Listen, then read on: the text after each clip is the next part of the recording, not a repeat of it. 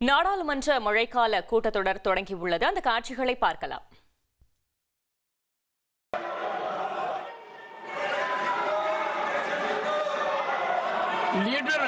Leader of the House,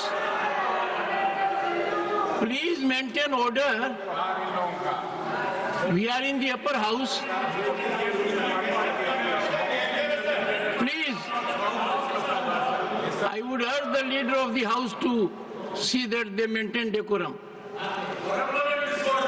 Sorry, please maintain decorum.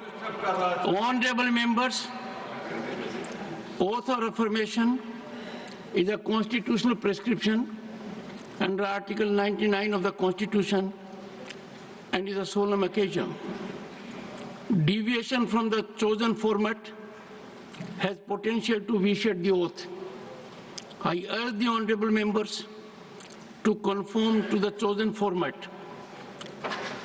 Oath or affirmation, Secretary General. Assam Shri Birendra प्रसाद बैश्य।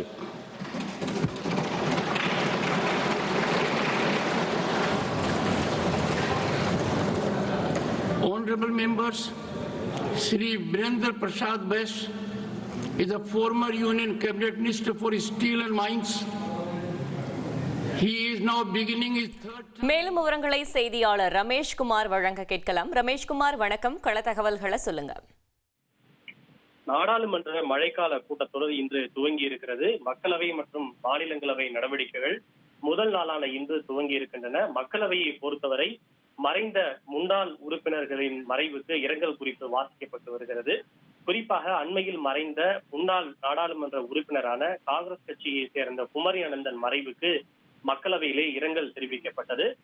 மாநிலங்களவை நடவடிக்கைகள் துவங்கிய உடனேயே பல்வேறு எதிர்க்கட்சிகள் பல்வேறு விவகாரங்களை முன்வைத்து அமளியிலே ஈடுபட்டார்கள். குறிப்பாக ஆபரேஷன் சிந்தூர், பெஹல்காம் பயங்கரவாத தாக்குதலுக்கு காரணமான பாதுகாப்பு குறைபாடு, இந்தியா பாகிஸ்தான் இடையிலான போரை நிறுத்தியது தான் என ட்ரம்ப் மீண்டும் மீண்டும் கூறி வருவது உள்ளிட்ட பல்வேறு விவகாரங்கள் குறித்து எதிர்க்கட்சிகள் முழக்கங்களை எழுப்பினர். இருப்பினும் மாநிலங்களவை தலைவர் ஜெகதீப் தன்கர் தலையிட்டு அமைதி காக்குமாறு அவர் வேண்டுகோள் விடுத்தார்.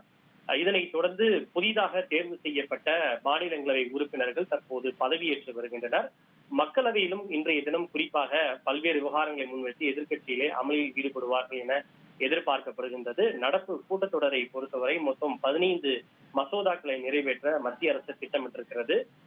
8 புதிய பழைய மசோதாக்கள், 7 புதிய மசோதாக்கள் நிறைவேற்ற மத்திய அரசு திட்டமிட்டிருக்கிறது. குறிப்பாக வருமான வரி சட்ட திருத்த மசோதா உள்ளிட்ட பல்வேறு மசோதாக்களை நிறைவேற்ற மத்திய அரசு திட்டமிட்டிருக்கிறது. தகவல்களுக்கு நன்றி ரமேஷ்குமார். लेखक श्री अनंतन एक लेखक भी थे और उन्होंने तमिल भाषा में कई पुस्तकें, लेख और कविताएं लिखी। श्री कुमारी अनंतन का निधन 9 अप्रैल 2025 को 92 वर्ष की आयु में चेन्नई, तमिलनाडु में हुआ। डॉक्टर सुश्री गिरिजा व्यास राजस्थान के उदयपुर संसदीय क्षेत्र से 10वीं ட்ரெண்ட் ஃப்ரெண்ட் ஆக்கிக்கோங்க. தந்தி டிவியின் சப்ஸ்கிரைபர்ஸ் அண்ட் ஃபாலோவர்ஸ் குடும்பத்துல நீங்களும் இணையுங்க.